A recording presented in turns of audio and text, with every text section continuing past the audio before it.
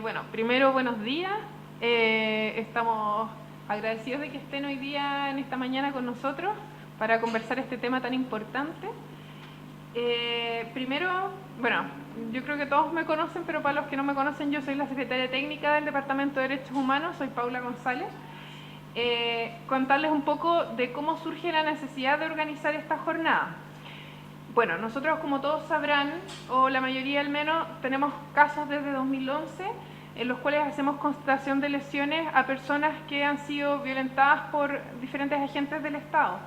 Y hemos notado que hay bastante desconocimiento, con respecto a las personas acerca de cómo proceder en estos casos, y mucha dificultad también. Muchas veces en que, por ejemplo, en los servicios de urgencia se los examina como muy superficialmente o no se los toma en cuenta, y hay bastante desconocimiento de los colegas también respecto a cómo proceder en personas que han sido violentadas por agentes del Estado o personas que están privadas de libertad también. Entonces ahí vemos que hay una necesidad de realizar formación que es imperiosa y que ojalá que se vayan multiplicando los espacios en donde podamos conversar de esto. Bueno, con respecto en ese sentido, en noviembre, como todos sabrán, también se promulgó la ley que tipifica el delito de tortura, y esto también surgió más imperativo en el caso de Lorenza Cayuana, en donde la misma presidenta manifestó que tenía preocupación respecto a este caso, y en palabras de la misma presidenta implicó el primer paso para reconocer que el Estado y los agentes del Estado son garantes de derechos de todos y todas quienes habitamos en el territorio de Chile. Y tipificó la tortura con penas que van hasta 10 años de presidio. Bueno, en ese sentido, entonces, la idea es que en esta jornada conozcamos algo acerca de esa ley, que está Luis acá, que nos va a presentar. Luis es abogado, Luis Torres, es abogado, es máster en Ciencias Jurídicas y doctorado en Derecho Penal en la Universidad de Pompeu Fabra, en Barcelona, España. Es máster en Derecho Penal y Ciencias Penales de la Universidad de Barcelona y Pompeu Fabra, diplomado en Introducción al Derecho Internacional de los Derechos Humanos, y es actual director de la Unidad de Delitos Sexuales y BIF del Ministerio Público, y también coordinador nacional de Derechos Humanos del Ministerio Público. Así que primero él nos va a presentar tópicos acerca de la nueva ley que tipificó tortura. Luego vamos a hacer una discusión y luego vamos a ir al café, y posteriormente Enrique Morales, que es el doctor que es miembro de nuestro departamento y quien tiene junto a Rosa la mayoría de los casos de constataciones que nosotros hemos realizado, nos va a hablar acerca de normas éticas y de derechos humanos relevantes para la confección de orientaciones mínimas de atención a personas detenidas o que alegan tratos crueles, inhumanos, degradantes o tortura en Chile. La idea es que de este espacio, y después de eso vamos a hacer una discusión también, la idea es que de este espacio surjan lineamientos iniciales para que nosotros vayamos confeccionando un decálogo, que es lo que habíamos conversado inicialmente, un decálogo que se pueda colocar en las urgencias, que sea fácil de entender por los colegas y que sea aplicable también en los tiempos que hay, y que con el cual podamos estandarizar el tratamiento que se le da a los pacientes que alegan ser víctimas de tortura o que también están privados de libertad en las atenciones médicas. ¿Ya? Así que eso, vamos a dejar a Luis primero con la palabra. Buenos días. Bueno, lo primero, dar las gracias al equipo de Derechos Humanos del Colegio Médico por nuevamente invitarme a una actividad de capacitación de las que se realizan acá. Me han invitado otras veces a propósito de los seminarios del protocolo de Estambul, instancias que siempre me parecen tan fundamentales, sobre todo porque a nivel, digamos, de los profesionales no abogados, bueno, en los no abogados también es muy deficiente, o sea, los abogados, pero ya en el mundo de los profesionales que intervienen de una manera coadyuvante en los procesos penales es casi inexistente, más bien muy baja las instancias de formación y capacitación en estas materias. Por lo tanto, yo siempre que me invitan no dudo en poder venir a colaborar en esta actividad de capacitación.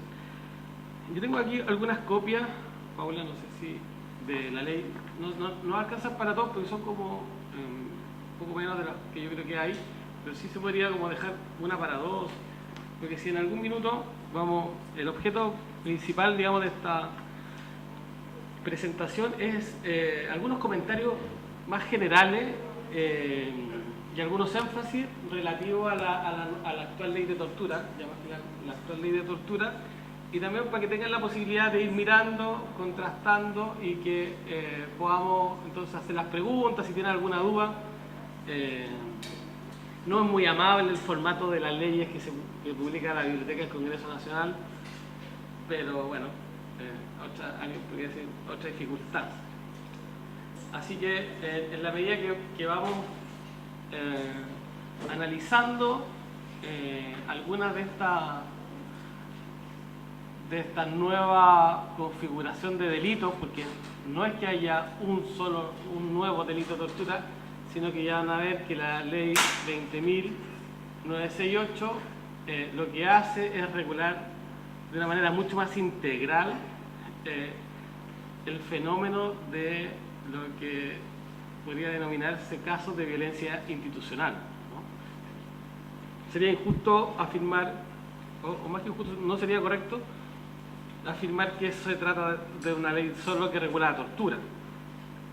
Es un poco más que eso, porque la tortura dentro de la violencia, de una particular forma de violencia, constituye la forma más grave, ¿no? Pero hay otro nivel, otras dimensiones de la violencia institucional que estaban fuera del marco chileno y que hoy día se incorporaron en una relación de conexión y que va a permitir una mayor cobertura y en definitiva disminuir las brechas de impunidad respecto de las sanciones en estos casos. Entonces, no sé, ahora ¿cuántos minutos son de...? Ya, perfecto. Entonces lo que vamos a hacer es lo siguiente. Yo quiero comentarle algunas cosas generales sobre la ley, ¿sí? Y como primera cuestión, como contexto, y luego les voy a proponer una somera revisión o presentación de cada uno de los tipos penales que establece. Entonces,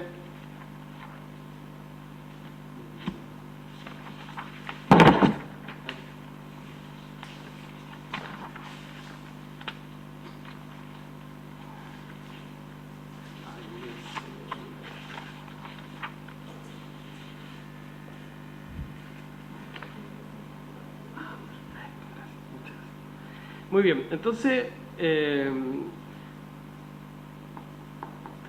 medio del contexto, yo no sé, a ver si alguno sabe que antes de esta ley está vigente desde el 22 de noviembre del año 2016. Anterior a eso, Chile mantenía una regulación, digamos, intermedia, que estaba vigente desde el año 98, que había sido una ley que incorporó los delitos 150A y 150B del Código Penal que se denominaban el delito de apremio ilegítimo, o sea, ¿no? Quizás lo conocen, y que lo que se afirmaba es que ese eran los delitos que en el caso chileno eran los delitos que cumplían con la exigencia internacional en materia de castigar la tortura. Pero la verdad es que si uno miraba los estándares internacionales, donde están los compromisos de Chile sobre la materia, y hacía un análisis, se daba cuenta que lo que dicen los estándares y lo que decía la regulación que había en Chile anteriormente no era lo mismo. Por lo tanto, había una discordancia relevante en lo que, en mi opinión, hacía que nosotros tuviéramos un delito de tortura como cortado por la mitad, ¿no? Como medio delito de tortura. Y medio delito de tortura en dos niveles. Primero, que el delito de apremio ilegítimo que existía tiene, porque sigue vigente para los casos que están abiertos, un requisito que habla de que la víctima se tiene que encontrar privada de libertad, ¿no? Y si uno lee la definición del artículo primero de la Convención de la ONU contra la tortura, o la definición que tiene la Convención Interamericana, nunca va a encontrar ese requisito en la definición de tortura. Entonces, ya el margen de lo que uno podría entender como un delito en el caso chileno estaba disminuido. Y la segunda cuestión principal de deficiencia dice relación con las penas, porque los estándares internacionales exigen que las penas para el delito de tortura sean penas adecuadas, y en el caso chileno las penas eran muy bajas. 541 días es el mínimo en el caso del artículo del delito de apremio legítimo, que es la misma pena que tiene el delito del artículo 440 quinques del Código Penal, que es el de desplumar animales. Entonces, si uno pone sobre la mesa esos antecedentes, en Chile desplumar una gallina viva o cualquier otro animal con plumas tiene la misma pena que el apremio legítimo. Sí. Por lo tanto, esa era una crítica bastante consistente que tenía nuestro país. Y en ese contexto surge la necesidad de adecuar la ley, que es una cuestión que se venía ya promoviendo desde el año, más o menos del año 99, un año después de la vigencia de la modificación del 150, y al menos se presentaron unos 4 proyectos de ley en ese periodo, digamos, entre el 99-2000 hasta el 2014, que ingresa este proyecto final, que es el que termina siendo ley. Y algunas cuestiones generales en relación como a las dificultades de la ley, hoy día, digamos, son como de base. Primero, uno podría afirmar todavía el desconocimiento que hay. A 4 meses de implementación todavía, no solo un desconocimiento general, a lo mejor digamos, de la ciudadanía, que yo creo que es mayor, pero a nivel del sistema penal y sobre todo de los operadores de justicia. Yo les voy a contar una infidencia que, bueno, no va a ser tan infidencia porque veo que está, con lo cual estoy analizando, si puedo decirlo. Bueno, un caso bien conocido, mediático, en que hubo una denuncia de tortura en el norte de Chile. Lo pueden googlear, y caso de denuncia de tortura en el norte en el último mes, y ahí van a saber cuál es el caso. En la audiencia de control de detención, cuando los detenidos alegaron, de los 8 detenidos, 2 de ellos alegaron haber sido víctimas de malos tratos, la jueza ordenó que la denuncia se remitiera a Fiscalía Militar. Entonces uno dice, ¿pero qué pasó? Si desde noviembre del año pasado la ley, de manera expresa, modificando la ley que establece la competencia de justicia militares, afirma y dispone de manera obligatoria que todos los casos de tortura respecto de personas que tengan la calidad de civiles serán conocidos siempre por la justicia ordinaria. ¿Sí? Se acabó la justicia militar para los casos de tortura respecto de civiles, ¿no? Y eso, en relación a los casos contra en que Carabineros tiene la calidad de imputado, es donde está el mayor ingreso de ese tipo de denuncias, ¿no? Porque ustedes saben que Carabineros, por definición, se entiende como parte, para efectos de justicia penal, se entendía como parte de las Fuerzas Armadas, y toda su regulación se iba al Código de Justicia Penal, de Justicia Militar. ¿Sabían?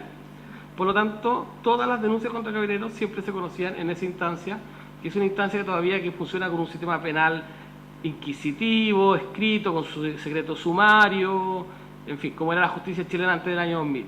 Por lo tanto, la diferencia cualitativamente, bueno, y cuantitativamente, de calidad de justicia en relación a las prerrogativas de todos los intervinientes entre el sistema de justicia militar y el actual es así, ¿no? O sea, ya de base había una posición de desventaja respecto a quien entrara en esa jurisdicción. El elemento civil que hace que el caso se lleve por el tribunal ordinario puede ser cualquier abogado, si un civil tortura a un militar, digamos. Sí, porque esa es una modificación anterior del 2010. Es decir, la justicia militar fue siendo desarticulada progresivamente. Primero se sustrajo de su conocimiento a los civiles cuando fueran imputados de delitos respecto de carabineros o militares. ¿Ya? Porque antes, si a mí me acusaban de un maltrato con un carabinero, quien me juzgaba a mí no era la justicia, digamos, de mi condición de civil, sino que era la justicia de los militares. Eso se derogó ya en el 2010, pero se había quedado pendiente la situación cuando el civil era víctima del delito. Y esto es lo que se acaba de corregir. Y con esto se completa ya de manera integral la intervención de justicia militar respecto a civiles. Es decir, y eso es lo que dice también la Corte Interamericana de Derechos Humanos. Dice que la justicia militar solo tenga funcionalidad respecto de delitos propiamente militares, con bienes jurídicos castrenses, es decir, no sé, un delito de, digamos, muy propio de la función militar, ¿no? Podría ser, quizás es más un delito más de carácter político, pero algún delito que tenga, no sé, destrucción de armamentos, en fin, revelación de secretos militares, en fin, ¿no? No sé si se entiende la idea, pero en ningún caso respecto de bienes jurídicos que tienen que ver con la personalidad, digamos, de los atributos de la personalidad más primeros, como la libertad personal, la integridad física, el derecho a la vida, en fin. ¿Por qué si alguien afecta mi derecho a la vida o a la integridad física, psíquica, eso tiene que ser algo del conocimiento castrense? Si yo soy civil, ¿no? Si yo cumplo las leyes, me rige el Código Penal, ¿no? Si yo no he hecho juramento jamás, no uso uniforme. Es más, fui víctima de un uniformado. ¿Sí? Entonces es como que me ponen una carga. Al final era muy injusto, porque además de las deficiencias del proceso, era imponerle una carga a la víctima. O sea, además de revictimizar, es decir, como por ser víctima de que me agredieron, ¿no?, un funcionario, yo además tengo que tener la carga de irme a tener una justicia especializada que no tiene. Bueno, afortunadamente eso ya está resuelto, pero una dificultad es que por desconocimiento se sigue aplicando. Hace poco me informaron que en Talcahuano también una denuncia policial y también se fue a justicia militar. Y eso es preocupante porque son los jueces los que están resolviendo eso, y los jueces tienen que aplicar la ley, y la ley vigente. No pueden estar aplicando leyes derogadas. Y la ley vigente, esta es una ley vigente, y entonces eso debiera significar un motivo incluso de tomar medidas por parte de sus superiores. Bien, y la otra dificultad que hay, pero que es una dificultad más general, y estaba incluso antes de la ley, tiene que ver con la noción, con la noción propiamente tal de tortura. Yo siento que ahí siempre cuesta avanzar, porque hay mucha confusión. Y esa confusión tiene distinta naturaleza, distintos niveles. Primero, siento que en el caso nuestro en Chile todavía hay mucho prejuicio con la tortura. La gente en general, duda de que haya tortura. O sea, hay mucha gente que cree que es un invento, en fin. Y por otro lado, hay también una confusión respecto de lo que se debe entender por tortura. Y yo recuerdo un caso, nunca voy a olvidar, de los primeros casos, cuando yo trabajaba en el Instituto de Derechos Humanos. Un juez en una audiencia me dice, bueno, después de la audiencia me llama al lado y me dice, bueno, soy un abogado, me dice, pero eso no es tortura. Yo digo, ¿pero qué así? Me dice, no, pues si tortura era lo que hacía la DINA, ¿no? Colgar a las personas, la electricidad. Es decir, esa imagen está todavía muy presente, es decir, como que la tortura es un método perverso, o especial en método, lo que hace la CIA en Guantánamo, ¿no?, el submarino, las técnicas de encapuchamiento, el nudo, somerfilas. Bueno, eso es claro, tortura, pero luego en la tortura, en definitiva, lo que son casos de violencia pública grave. Violencia pública grave, esa es la fórmula. Violencia ejercida por un funcionario público grave, que genera dolor en las personas, intencional. Es una actividad intencional por un agente público que genera un grave sufrimiento, dice la Convención Internacional, un grave sufrimiento físico o psicológico. Físico o psicológico. Por lo tanto, allí yo siento que están hoy día los desafíos en promover el conocimiento de esta ley y, por otro lado, ir aclarando a todos los niveles de qué se trata hoy día de combatir el flagelo de la tortura. Porque hay una dificultad también. La noción de tortura es una noción compleja, porque es una noción que tiene historia. Es una noción que tiene, o que se conoce, digamos, desde los griegos, más o menos 2500 años, decir que tiene su origen, en Roma se llamaba la quaestio, la cuestión de verdad, ¿no? Averiguar verdad. Luego la formaliza la Inquisitio Peritatis per Tormenta en el periodo de la Inquisición. Luego en la Edad Media es parte integrante, es casi el proceso penal la tortura. Si usted era imputado por un delito, tenía que pasar por el tormento. Entonces, es un concepto que ha evolucionado. Y lo que pasa con los conceptos que evolucionan es que es muy difícil después, medirlo en un momento determinado, porque van trayendo esa carga de la evolución. Es decir, Nietzsche dice en la genealogía de la moral que los conceptos que evolucionan no se pueden definir. ¿Ya? Porque se tienen que ir adecuando.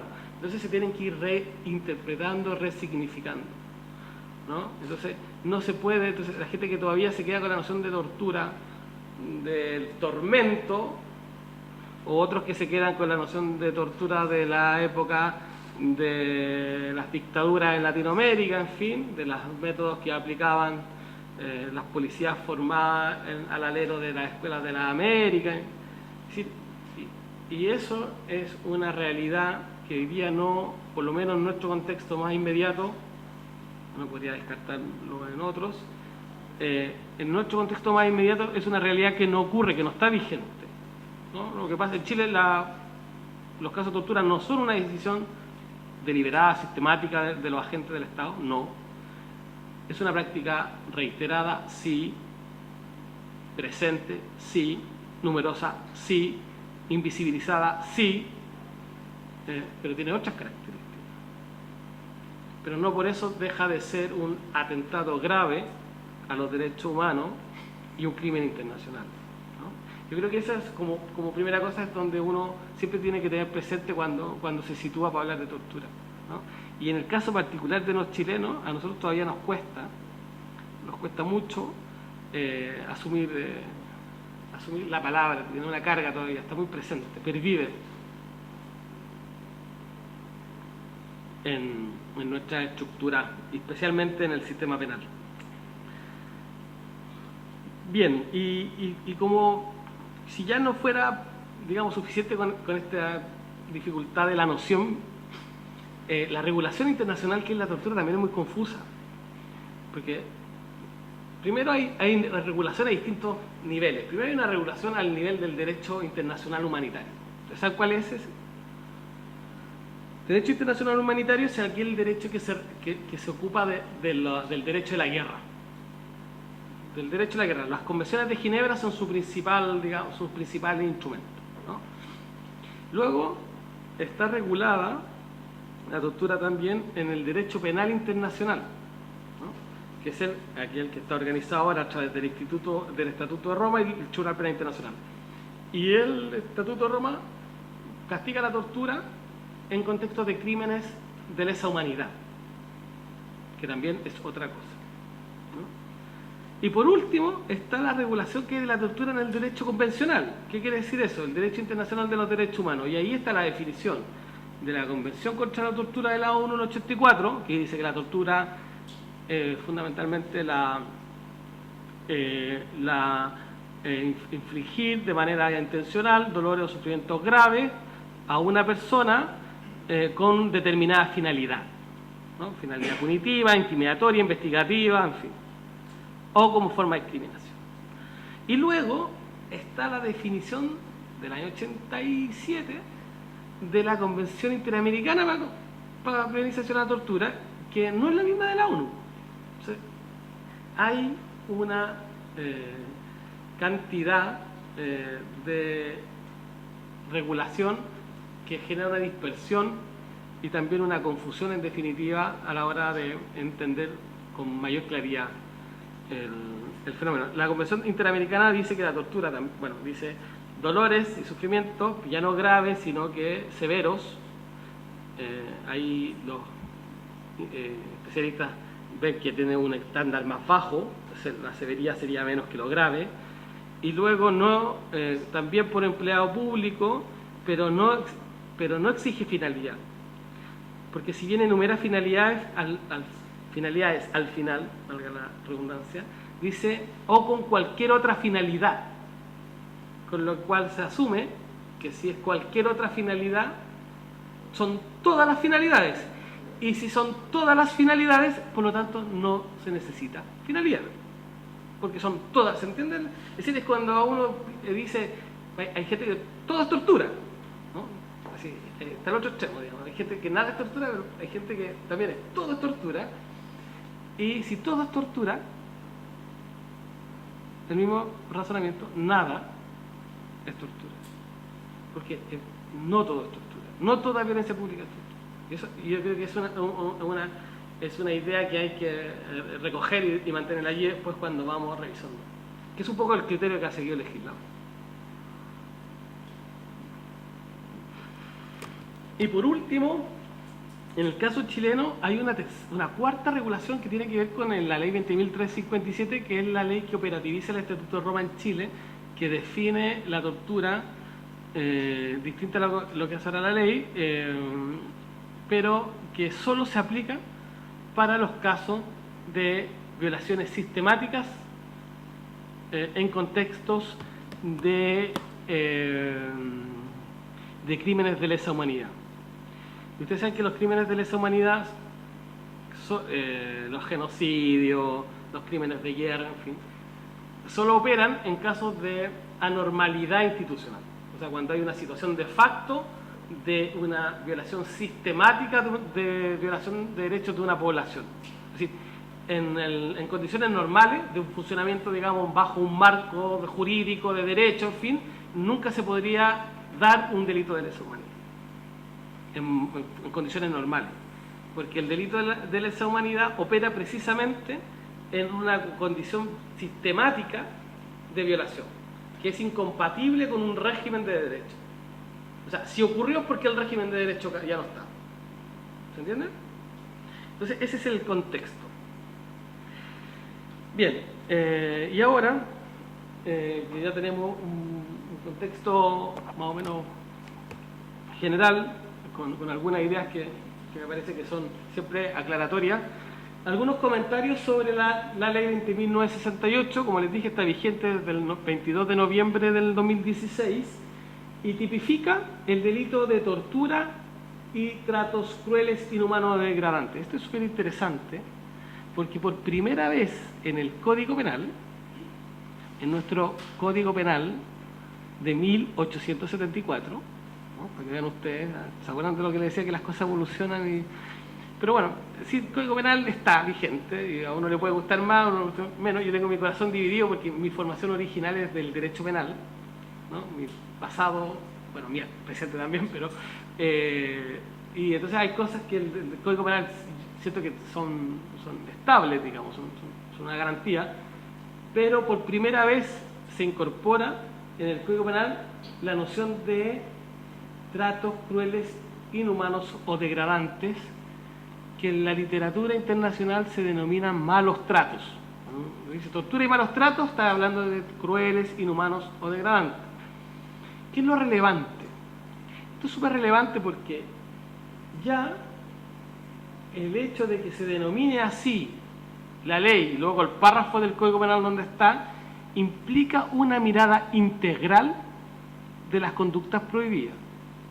Porque antes del 22 de noviembre, en Chile, la afirmación predominante, especialmente de los profesores de Derecho Penal, era que los tratos crueles no eran punibles. y no eran punibles y que tampoco merecía la intervención de la labor criminal, es decir, que no se criminalizaran, que no había obligación de criminalizarlo. Y por lo tanto lo que era delito era solo la tortura. Y como la tortura le ponían un estándar tan alto que era casi que la persona estuviera, no sé, en una lógica de interrogatorio, entonces había un margen de casos, digamos, como de violencia intermedia, que no tenía respuesta. Entonces esto muy interesante. Hoy día, si bien está vigente, la legislación anterior, ustedes saben, por reglas de la aplicación de las leyes, pervive para todos los casos que ocurrieron con anterioridad a ella. O sea, desde el 21 de noviembre para atrás, todos los casos que están, digamos, los procesos abiertos, la ley pervive. Esa es la ley del caso. ¿Ya? Porque en materia legal, la aplicación de la ley no puede ser retroactiva. Nunca rige para el pasado, salvo...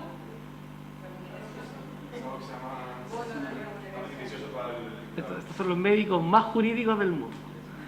Sí, salvo que la ley nueva sea más favorable para el reo desde el principio, para el imputado. Es la única excepción. Y esta ley no tiene nada de favorable para el imputado, por lo tanto yo creo que no tiene casi casos de aplicación retroactiva. Contempla 6 nuevas figuras penales. Miren. Lo que uno dice, en una ley de tortura que quedó un delito. No, crea 6 tipos penales, 6 delitos distintos.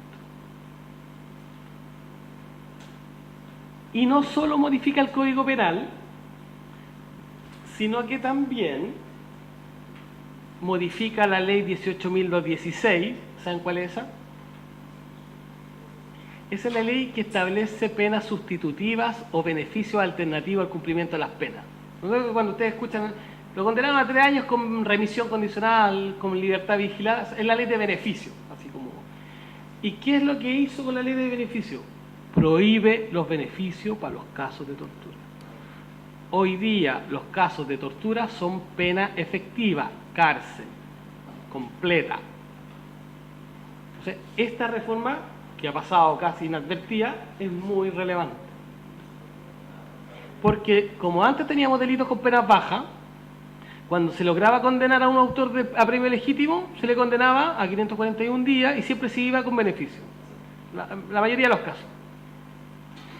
Por lo tanto, esta es una reforma, esta es una modificación muy, muy trascendental. Bueno, modifica la ley 20.357, que es la del Estatuto de Roma. No viene al caso comentar esa modificación porque los va a confundir. Luego modifica el decreto ley 2460. ¿Saben cuál es? ¿Cómo no lo saben? Diría. No, nadie lo sabe. Yo a veces me olvido estos números con el tiempo. ¿No? El decreto ley 2460 es la ley orgánica de la Policía de Investigaciones de Chile. ¿Ven que es importante? Y la ley de investigaciones tenía un delito que castigaba obtener las confesiones con coerción. O sea, si habían interrogatorios o se conseguían declaraciones de manera coercitiva, era delito. ¿Ya? Y lo modifica y lo adecúa, ahora lo adecúa al nuevo delito de tortura. Modifica también la ley 20.477, que es la ley de las competencias de la justicia militar, y ahora impide que estos casos sean conocidos por ella, lo que les comentaba.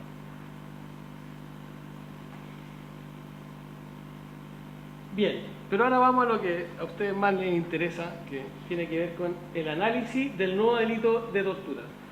El nuevo delito de tortura, que también se ubica en el artículo 150A del Código Penal, igual donde estaba antes el apremio legítimo, es un delito que tiene como característica que, digamos, se mantiene en la regla clásica de afirmar que la tortura, el sujeto activo, o sea, el sujeto activo es quien comete la acción, quien realiza el delito, ¿ya?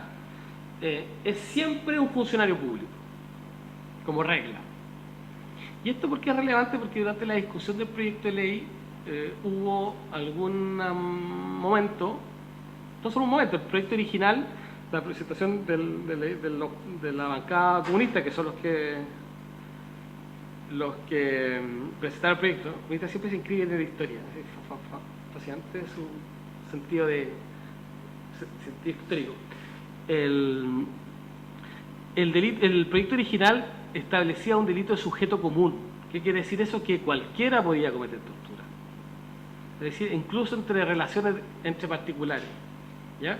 Esto fue súper discutido porque la verdad es que no es tan fácil. Si las dos, hay buenas razones para ambas alternativas. Y hay modelos en el mundo, por ejemplo, el derecho penal francés, el caso colombiano, bueno, esos son los dos más conocidos. Una hipótesis de la regulación argentina, establecen tortura entre particulares. ¿Ya? El problema de la tortura entre particulares es que es muy difícil después limitar, si se te produce una extensión de la punibilidad que podría, que luego puede ser contraproducente.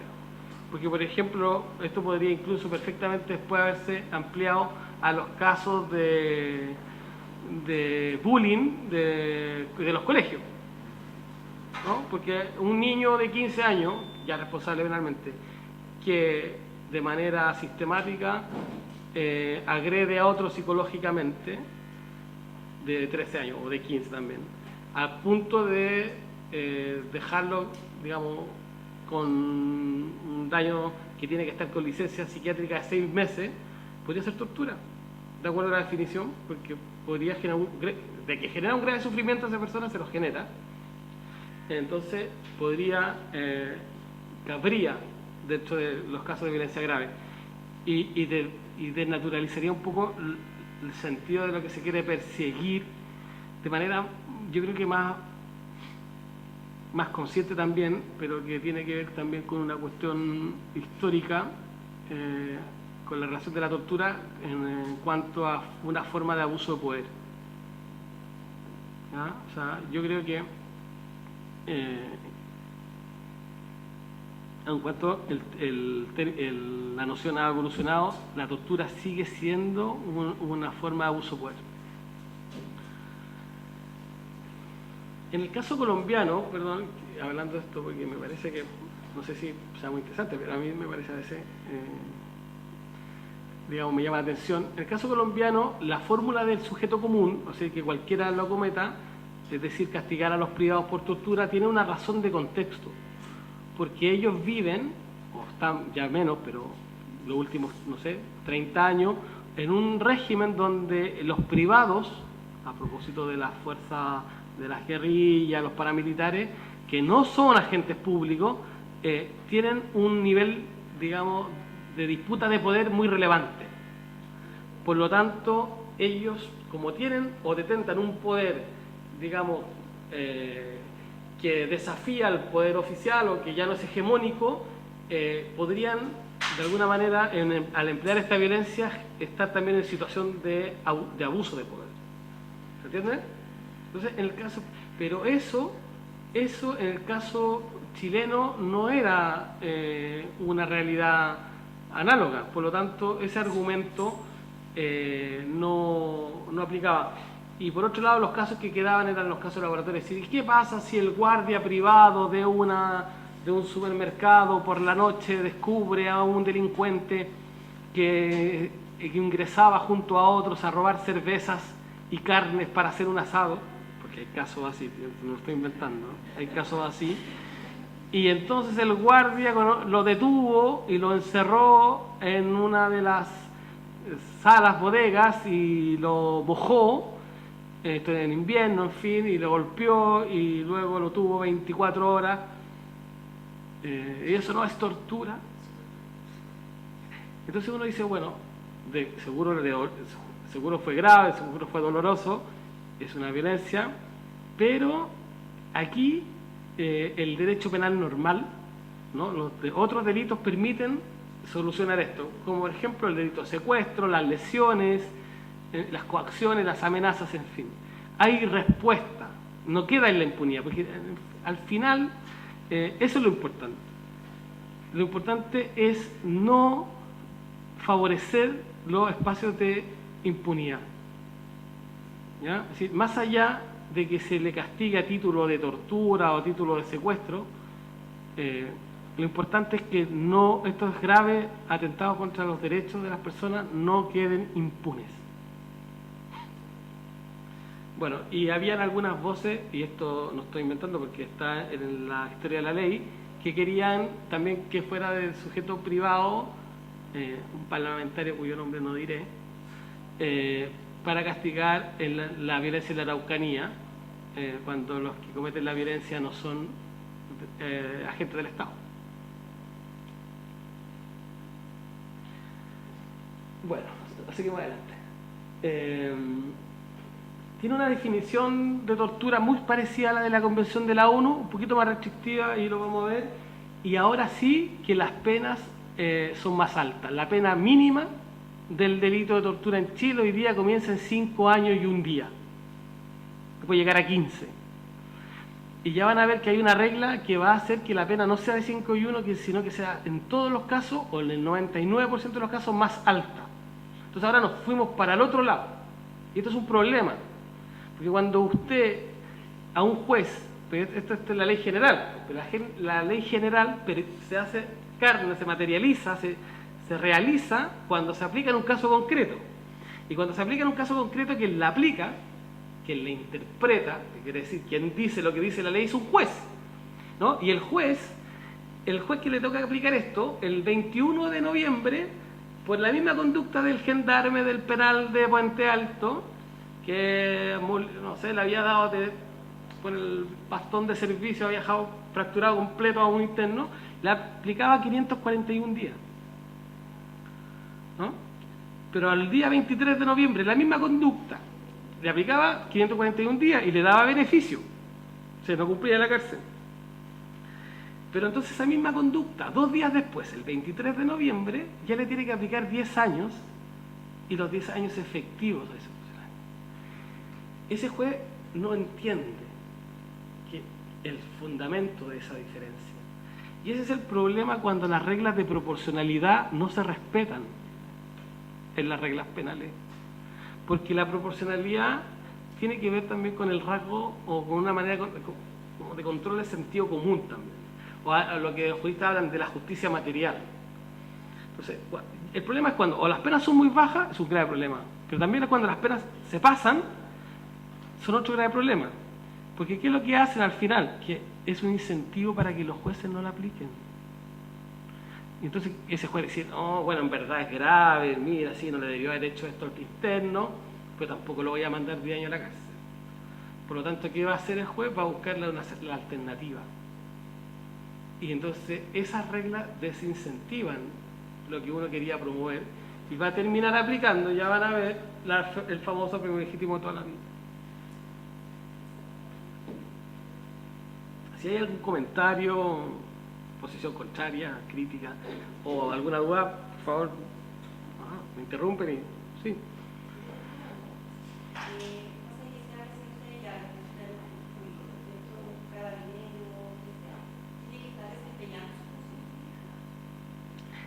Es una muy buena pregunta. Es una muy buena pregunta porque en principio sí, pues como definió el tipo penal chileno, que dice el funcionario público que abusando de su cargo. El problema es que la definición internacional no habla de eso.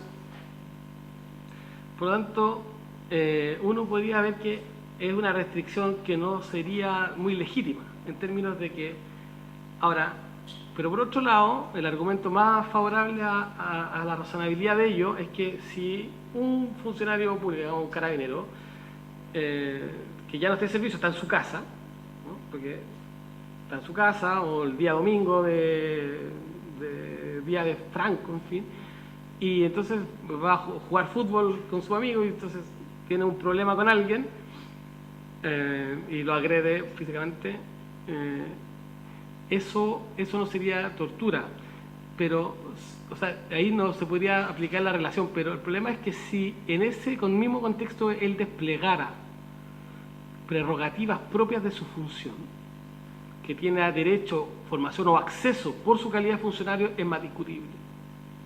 Por ejemplo, entonces el tipo me agredió, yo fui al auto y cogí la pistola institucional.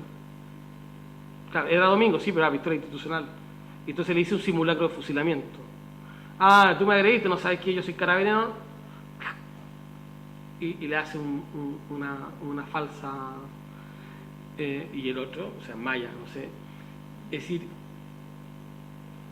ahí es más discutible. Por ejemplo, incluso si es que esa institución, digamos, que simplemente decirle yo soy carabinero, así que no he visto acá y te saco la venta, y técnicamente no sacó ninguna cosa material que se prerrogativa exclusiva, simplemente el invocar su función. No, o sea, el solo invocar no, porque tiene que haber una relevancia. ¿Sí?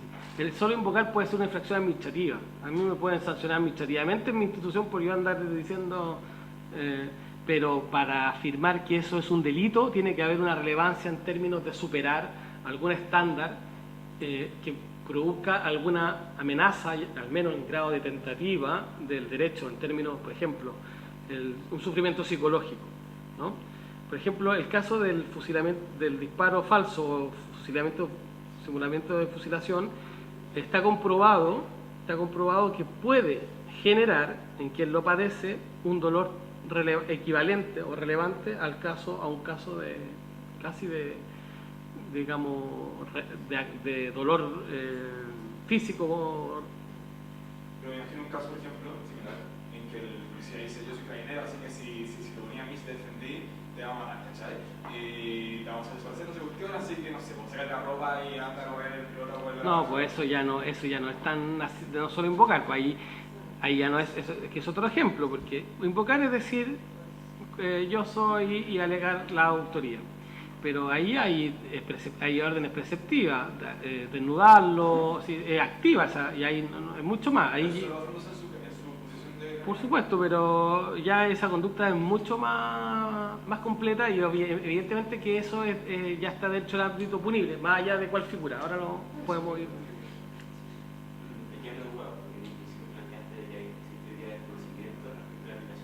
En algunos casos.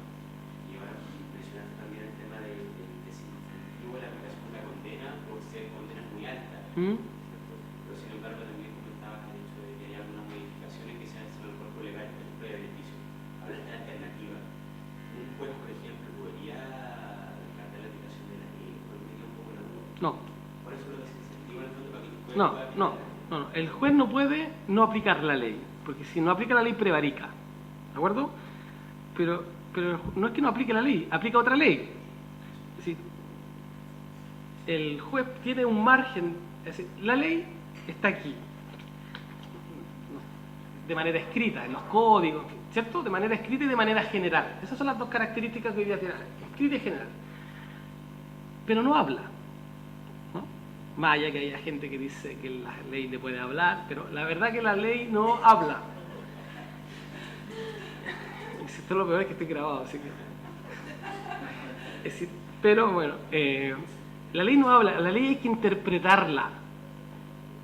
Se interpreta. El juez es el intérprete, es el autorizado para interpretar la ley. Pero yo puedo interpretar la ley académicamente. Y puedo evaluar a mi alumno si es que no la interpretan como la interpreto yo. Pero eso es solo mi margen. El único autorizado para vincular con la interpretación de la ley es el juez. Y en la actividad hermenéutica o interpretativa, el juez puede darle un sentido distinto. Hay margen, hay reglas también dentro de la literalidad, en fin. Pero como hay tipos penales que tienen una gradualidad, ya lo vamos a ver, el juez puede, si el incentivo, como yo decía, es muy alto, el juez podría reinterpretar algunas circunstancias hacia la figura que le parezca más adecuada. ¿Ya? Hay gente que no está de acuerdo y hoy día la tendencia en materia política criminal es limitar al máximo a los jueces. Que los jueces no piensen, ¿no? Que los jueces no puedan rebajar. Eso es el caso de la ley Emilia, la ley de armas. Y ahí está el ejemplo más. Pero la ley de armas, antes del 1 de enero de 2015, tenía el porte simple de armas tenía pena de multa. Prisión y multa, no, la pena multa. Después del 1 de enero de 2015, 3 años, la mínima efectivo, sin derecho a beneficio y sin derecho a rebaja por atenuantes. Es decir, ¿qué le pasa a los jueces? Entonces, habían casos de personas de 70 años que nunca habían cometido un delito, nunca en su vida, pero que tenían un arma en su negocio, en el almacén de su barrio, pero porque lo han asaltado tantas veces que tienen un arma, un día le hace un control vehicular, llevaba la pistola, y como ya no hay, el juez no tiene margen, se tuvo que ir 3 años a la cárcel, efectivos. Pero si el señor le hubiese disparado a alguien y lo lesiona gravemente, no tiene prohibición. Entonces, ese tipo de política, esto se escapa un poco, pero lo digo como ejemplo, este tipo de política lo que hace es que efectivamente el efecto contrario, que los jueces busquen alternativas, porque es tan irracional. ¿Y qué ha pasado ahora, de 2015 hasta ahora? Que quedó la escoba con la ley de armas, que el Tribunal Constitucional hace 2 meses ya cambió el criterio, ya declararon constitucional todos los casos, van 70 casos declararon constitucional. El Tribunal Constitucional, que no digamos, yo nunca lo cito al Tribunal Constitucional, por razones distintas, pero, o sea, pero el Tribunal Constitucional, ¿no? Que no digamos que es lo más progresista que hay, pero es tan evidente, y ahora, es decir, el mismo ejemplo que pasa, entonces, este tipo de políticas criminales irracionales finalmente producen el efecto contrario. Y lamentablemente vivimos en tiempos de un populismo penal, todo es delito, todas las penas. Finalmente no pasa nada, ¿ya? Eso fue como un excurso, perdón, que aprovecho de citarlo, pero bueno, ahora las penas son más altas. Entonces, este delito, yo les dejé la ley, pero como es el delito base, me gustaría leerlo. Establece el artículo, este es el delito de tortura hoy día en Chile. Artículo 150A. El empleado público que, abusando de su cargo o sus funciones, aplicare, ordenare o consintiere en que se aplique tortura, será penado con presidio mayor en su grado mínimo. Eso en lenguaje ordinario quiere decir 5 años y 1 día a 10 años. Igual sanción se impondrá al empleado público que, conociendo de la ocurrencia de estas conductas, no impidiere o no hiciere cesar la aplicación de tortura, teniendo la facultad o autoridad necesaria para ello, estando en posición para hacerlo. El que mire no hace nada. Ahora, el que mire y no hace nada teniendo la posición de evitarlo, porque si yo soy el cabo y está el sargento, ¿qué posibilidad tengo yo de neutralizarla? ¿No? Esto está pensado en el que no hace nada teniendo el deber de actuar. Ojo que antes esta regla existía, pero se le castigaba con, si habían 541 días para el que hacía la premio legítimo, el que no lo impedía tenía 61 días, porque se pensaba que era menos grave. Lo que hace esta ley es que los iguala. Mire, ¿sabe qué? Si usted no le pone fin, si usted es el jefe de la comisaría y sabe lo que está pasando con el detenido en el calabozo y no hace nada, usted responde a título de autor, con la misma pena. La misma pena se aplicará al particular que en el ejercicio de funciones públicas o a instigación de un empleado público o con el conocimiento de él, ejecutare los actos a que se refiere este artículo. Entonces, aclaro, este es un delito para los funcionarios públicos, pero que pueden responder particulares solo cuando actúan bajo aquiescencia, consentimiento o inducción del funcionario público. O sea, el que actúa a instancias de un funcionario público. ¿Se imaginan algún caso en donde se pueda dar eso? ¿Podría ser? ¿Le hace sentido? ¿Dónde podría haber un caso? ¿El servicio subcontratado? Podría ser alguien que no tenga la condición, que ejerza las funciones y no tenga la condición porque está en horario, por ejemplo. O podría ser que, le voy a dar un ejemplo real. en la penitenciaría hace un tiempo ingresó un interno con mucho prontuario penal, ¿no? O sea, volvía a su casa, digamos. Había estado muchos años, entonces era un preso, digamos, con ficha, como se dice. Y como era un preso con ficha, conocía a mucha gente para bien y para mal. Y entre ellos también gendarmes, para bien y para mal. Entonces, uno de los gendarmes tenía unas rencillas anteriores con él, importantes. Por lo tanto, lo que hizo este gendarme fue intervenir en la clasificación de él y hacer que porque él venía por un delito de robo, no sé qué, interviene en la clasificación y hacer que sea dispuesto al módulo de personas condenadas por delitos de abusos sexuales. Y hace que se surja ese error y luego manda la información interna de que viene por un delito de violación de niños. Y favorece que los presos le den el castigo que se le da a los que ingresan en esas condiciones a la cárcel. Entonces, ese es un delito de laboratorio, pero a nadie se le había ocurrido que había tortura de parte del gendarme. Porque si bien hubo violación respecto de los internos que intervinieron de manera directa, el gendarme utiliza un privado, ¿se entiende?, para generarle un grave sufrimiento intencional a una persona con la finalidad de castigarlo. ¿Se entiende el caso? Ahora, lo utilizan, eso es una figura, alguien podría haber dicho una autoridad inmediata, pero que el instrumento son dolosos. Entonces, en la regla más pura no se aplica. Entonces, ese es un caso. O sea, es un caso de laboratorio.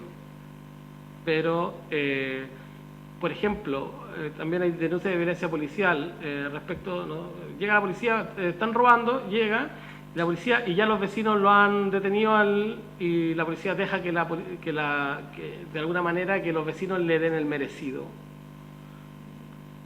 Y después eso pasa. ¿Ya? Pasa. ¿No vieron vos en el momento de la ley y quisieron quizá objetivizar la responsabilidad respecto de lo que ponga dentro, por ejemplo, de un orden policial, por ejemplo? Que si una persona sufre tortura, siempre es responsable el encargado de eso. Lo que pasa es que el no denunciar tiene otras responsabilidades. Hay una infracción general de denuncia, es un delito, es una falta en verdad, pero también podría ser un encubridor, que es una forma de responder. Los responsables de los delitos pueden ser autores, cómplices o encubridores. Si yo no denuncio, puedo ser encubridor del delito también. Hay que ir de caso a caso.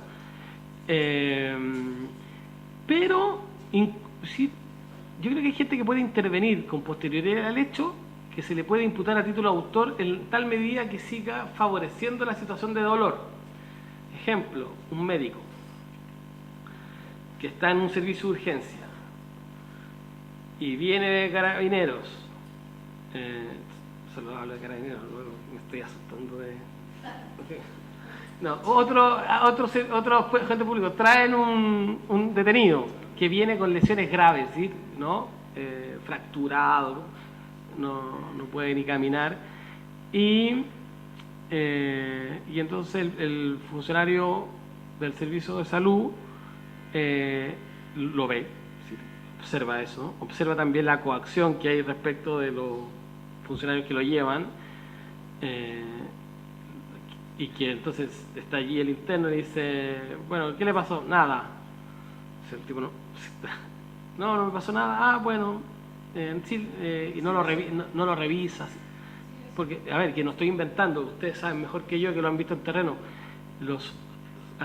Muchos agentes médicos de los servicios de salud no revisan, no lo miran, no lo revisan, no le levantan la polera, no lo tocan.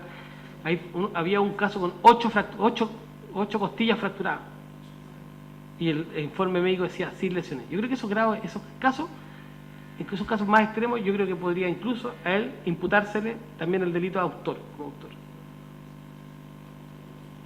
Porque hay casos que en verdad son graves. Es verdad que hay cosas que a lo mejor no se pueden evidenciar en el primer momento, pero al menos el deber, la lex artis, ¿no? Es el imperativo para la labor la lex artis, y implica realizar todos los procedimientos que el deber de mi función me obliga. La constatación, la metodología, y luego ser fiel en el informe, ¿no? Y yo creo que hoy día allí, y esto nos ha dejado en evidencia, sobre todo en los últimos años, los casos de violencia policial, a propósito de las manifestaciones sociales, en fin, la gran deficiencia que hay en el aparato de salud, especialmente los médicos que les toca, médicos y personales digamos, colaboradores allí, que realiza este tipo de procedimientos que es muy, muy deficiente, la gran mayoría. ¿Ya? Y eso sin hablar de lo que ocurre en las cárceles. ¿Ya? Entonces, por eso yo creo que es tan importante que en el proceso de realizar la constatación sea la constatación de la manera más integral posible, no solo de lo que se puede observar. Entiendo que esto se llama la anamnesis, ¿no? Lo que se le pregunta al paciente, que en lo posible haya privacidad en esa entrevista. En la mayoría de los casos, las víctimas tienen que declarar allí frente a los dos policías,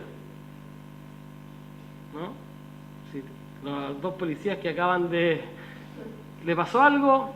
Sí, todo ese tipo de circunstancias, revisión acuciosa, confirmar las cosas que pueda decir la víctima, y sobre todo hacer un análisis del relato, de lo que él dice y la coherencia con lo que están observando, digamos, tratar de hacer ese ejercicio porque después, cuando esos casos prosperan y hay juicio, pueden ser decisivos, porque en muchos de estos casos las lesiones físicas desaparecen muy rápido o no hay, pero la agresión psicológica sí, o puede dejar otro tipo de huella, digamos, otro rastro, que si es bien recogido ahí, en ese minuto, tan inmediato al hecho, después, en un juicio, 2 años después, 1 año después, puede significar el elemento de convicción. Y en definitiva, traducirse en una condena y asegurar la no impunidad de esa conducta. ¿Ya? O sea, yo creo que es fundamental, sobre todo en los primeros el primer tiempo después de ocurrido los hechos, esa intervención de tal manera. Y yo les voy a contar un ejemplo también de verdad, me parecía, no son de manuales estos. ¿Es posible que bajo alguna ley uno haga salir a los carabineros militares? La lex artis. Lo que pasa es que ellos dicen que argumentan que tienen obligación de mantenerse adentro. Y usted tiene que argumentar que tiene una obligación de entrevistarlo privadamente. Lo que pasa es que él tiene el imperio ahí de la fuerza en ese minuto, pero yo creo que los médicos debieran oponerse a que les invadan su espacio de privacidad para realizar dentro de los estándares su labor. O un ginecólogo admitiría que pueda examinar a una de sus pacientes con el custodio. Es decir, yo creo que ahí hay un problema, porque evidentemente el tipo está ahí que tiene la fuerza, pero yo creo que debiera promoverse como práctica el oponerse y después ir construyendo estrategias de ir superándolos, incluso hasta recursos de amparo, cuando eso pueda superar algún límite en términos de querer emplear algún tipo de fuerza, y yo estoy seguro que las Cortes darían favor a los médicos. Lo que pasa es que esto no lo conocen nunca las Cortes.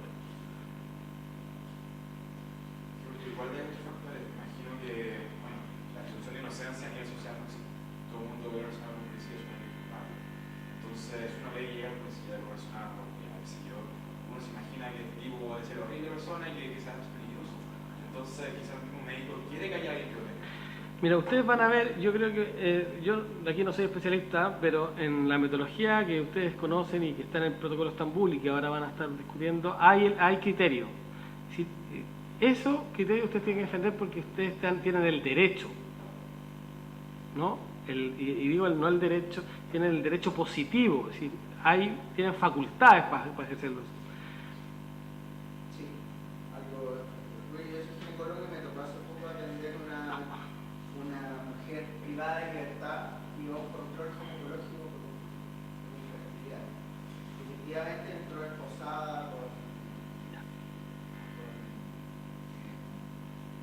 una cuestión amarilla y todo lo demás. Naturalmente le decimos que sacara todo eso para poder hacer la ley. Pero de todas maneras igual insistió en agendarme en mantenerse ahí, porque dije que si quería podía quedarse la puerta más fuera. El box no se iba a escapar. Y en general sí lo entendió. Uno igual puede generar ese problema. Naturalmente si además hubiera sido un gendarme masculino probablemente, hubiera sido obligatorio. O sea, el sexo obligatorio en ambas situaciones, pero hubiera sido como mucho más evidente. Lo que te quería preguntar era, yo trabajo mucho con organizaciones que están a favor de la despenalización del aborto, que arguyen que sobre todo no estaba tipificado el delito de tortura, por ejemplo, en el caso de una mujer violada. Estamos hablando, por ejemplo, en el caso de, por ejemplo, en la discusión que se está dando ahora de las tres causales de interrupción legal del embarazo, que el mantener a una mujer embarazada producto de una violación pudiera tipificarse como tortura. Además de, por ejemplo, además de las otras tres causales que incluyeran, por ejemplo, un feto con malformaciones incompatibles con la vida. Lo que yo veo normalmente es que nosotros lo que sí hacemos es una cosa muy, en los controles de medicina fetal controlamos fetos incompatibles con la vida cada 2 semanas, cada 3 semanas, y normalmente se hacen casos de hacer una ecografía, escuchar los latidos del feto durante 40 semanas. A mí me parece que es un trato inhumano sistemático y repetido. Por lo tanto, a mí me parece que si eso pudiera calificar como tortura, yo sé que ahí además están en oposición dos derechos, naturalmente quienes arguyen el derecho de la vida de esta mujer. Sí, sí.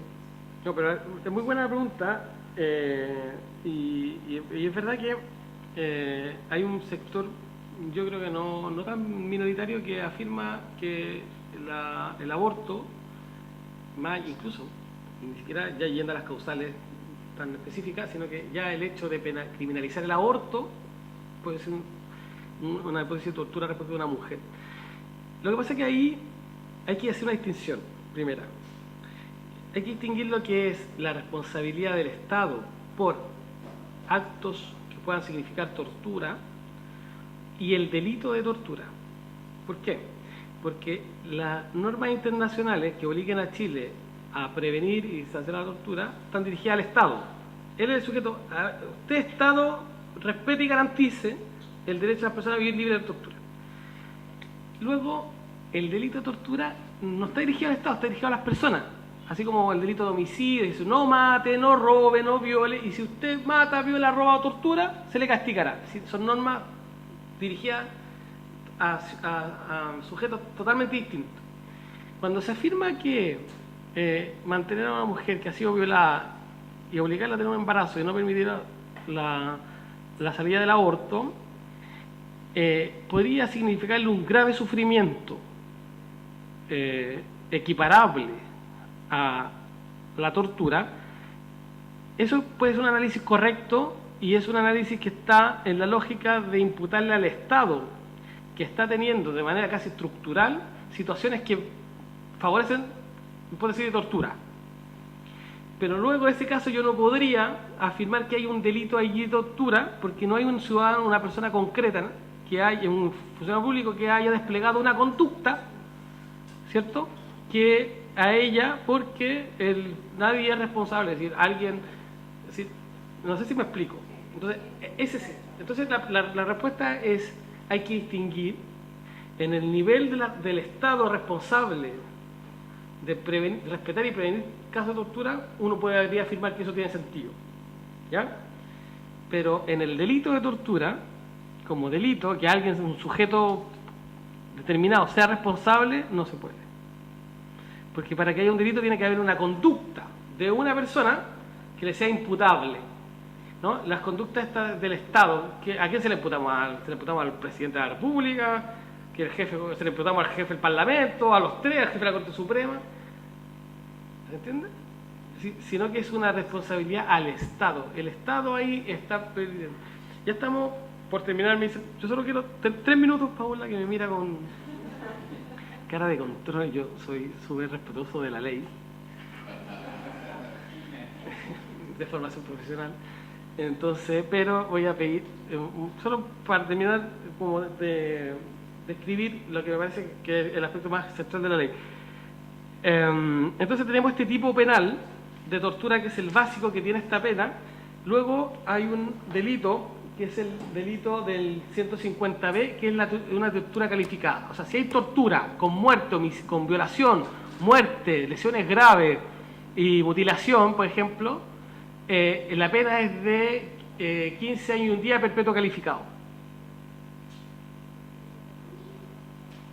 ¿Ya? Eso es una figura que no existía. Esto está muy bien porque hay casos de tortura. Nosotros tenemos, bueno, digamos, en el sistema penal, en los últimos años, unos 2 o 3 casos que han terminado con muerte. El caso más importante fue el de Puente Alto, que terminó tortura con resultado muerte, y las condenas fueron de 3 años y un día con beneficio. ¿Ya? Hoy día ese mismo caso ocurre, va a ser 15 y 1 a perpetuo calificado, como en todos los delitos complejos. ¿Ya?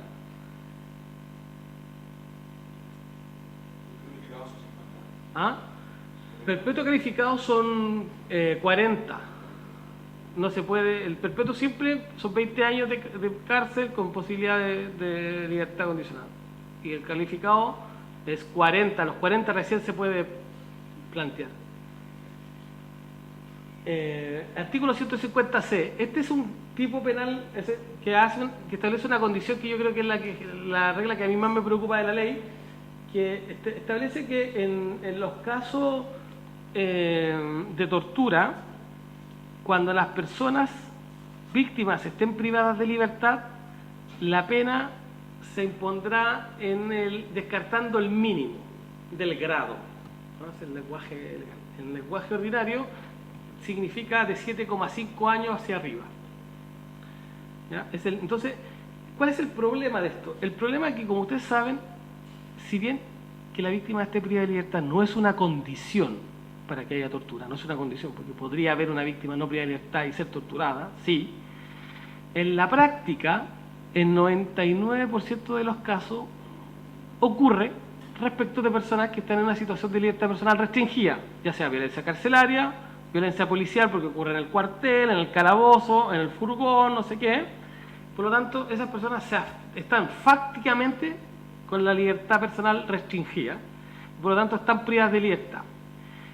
Todos esos casos, que son el 99%, ahora la pena mínima ya no es 5 y 1, que ya era alto, sino que es 7,5.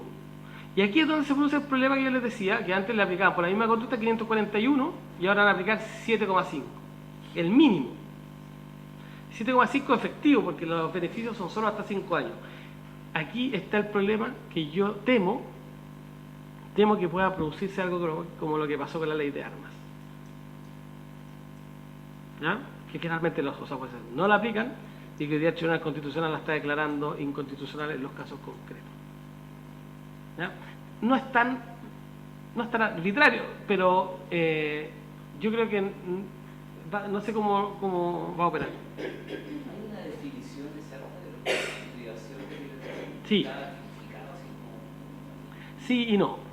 Primero, en nuestro derecho interno, esa es una muy buena respuesta, sí y no.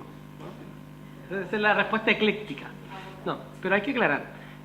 nuestro derecho interno no hay una noción. En el derecho internacional de los derechos humanos sí, porque la Comisión Interamericana de Derechos Humanos ha señalado lo que se debe entender por privación de libertad. Y en el fondo lo que dice no es un criterio formal. No es que usted tiene que tener un certificado de detenido, ¿no?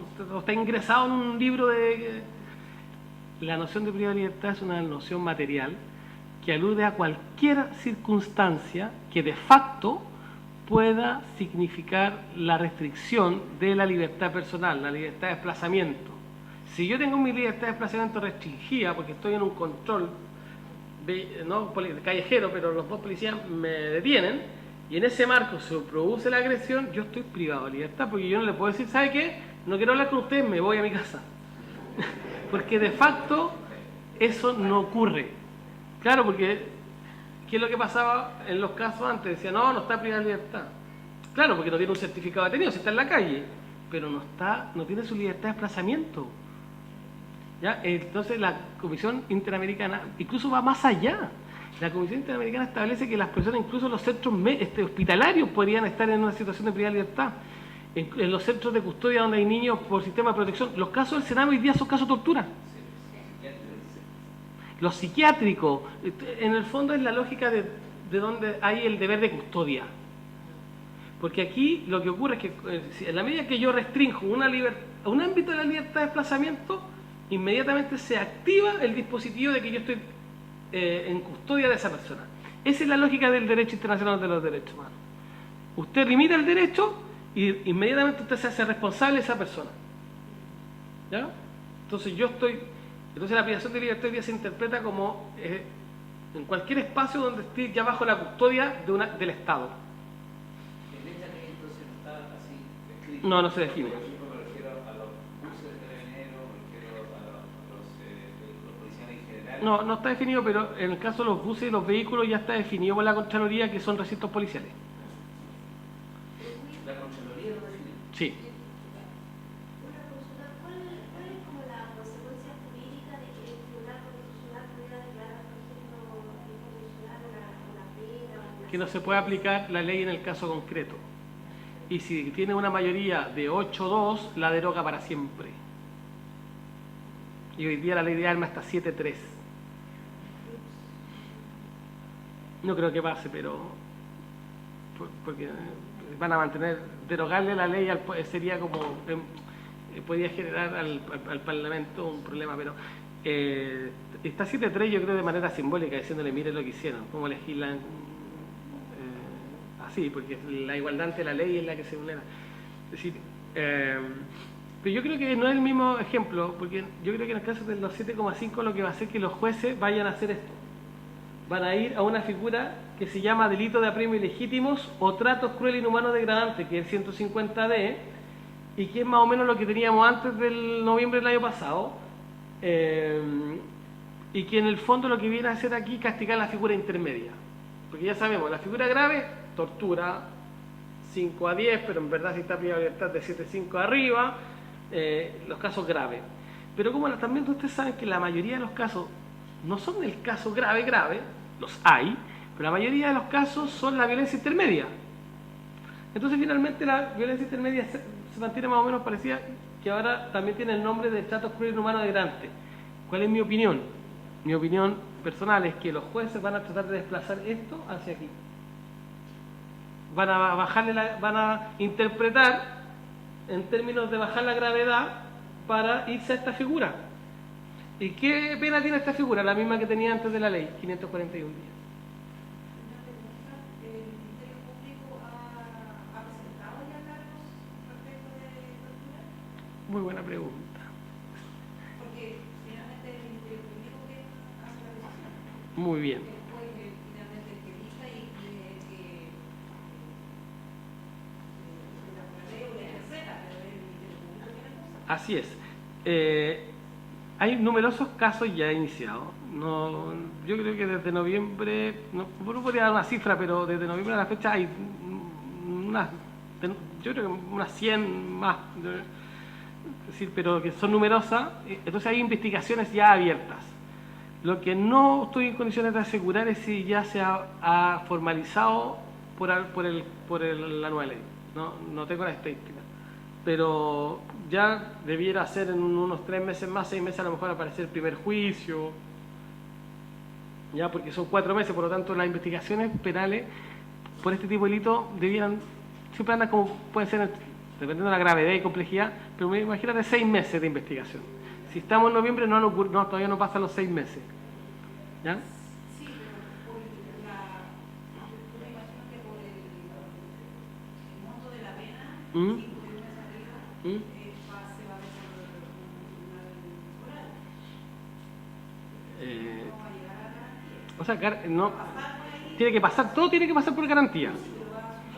Pero no da para abreviado. Po. No, en principio no, porque los abreviados solo son hasta 5 años. Entonces, en principio la tortura se va a conocer en juicio oral, por la pena. ¿Existe, o sea, todo este hemos visto, el delito de lesiones por funcionario público? No sé si la palabra existe, no sé si la pregunta es si existe. Yo creo que la pregunta es cómo se castiga una lesión de un funcionario público. La lesión de un funcionario público se castiga dependiendo de su gravedad. Esa es la respuesta. Si es de la mayor gravedad es tortura. Si es de una gravedad intermedia es un trato cruel o apremio legítimo. Y si es de una gravedad menor es un delito de abuso particular o trato degradante. Porque la característica, ya para terminar, digamos, del panorama general de la ley, es que el trato degradante, me están mirando con una cara de tortura, yo estoy siendo víctima. La característica es que hoy día los tipos penales tienen una gradualidad, esa es la lógica. Se castiga desde la figura más grave a la figura más menos intensa, pasando por la intermedia, que es la de los tratos crueles. Y entonces aquí está el delito de abuso contra particulares, es delito que el artículo 255 es la figura que viene a cerrar esta gradualidad. Por lo tanto, cuando ustedes se enfrenten a un caso, yo les aconsejo, y esto a modo de síntesis del comentario, no preocuparse tanto de la calificación como jurídica, esto es tortura del 7.5, no sé qué, sino que analizar ese hecho en términos de poder documentar, ¿no? Y registrar de la manera más fiel posible para que quienes tienen que hacer la subsunción, porque los que hacen la subsunción no son los que las competencias están divididas, el que hace la subsunción tenga todos los elementos para aplicarla de manera más fiel, y él tendrá que ver qué gravedad tiene. Pero si no, esa pega no está bien hecha, el que tiene que hacer la subsunción, primero el fiscal que promueve la acusación, luego el juez que la determina, no la va a recoger, se le va a ir por las manos.